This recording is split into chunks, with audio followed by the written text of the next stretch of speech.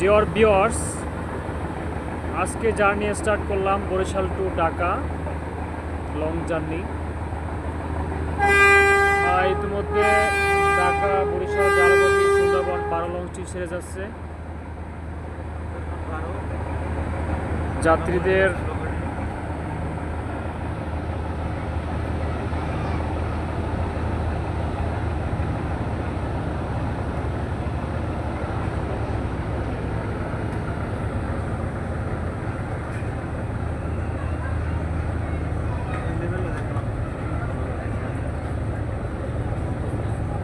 Sundarban navigation group.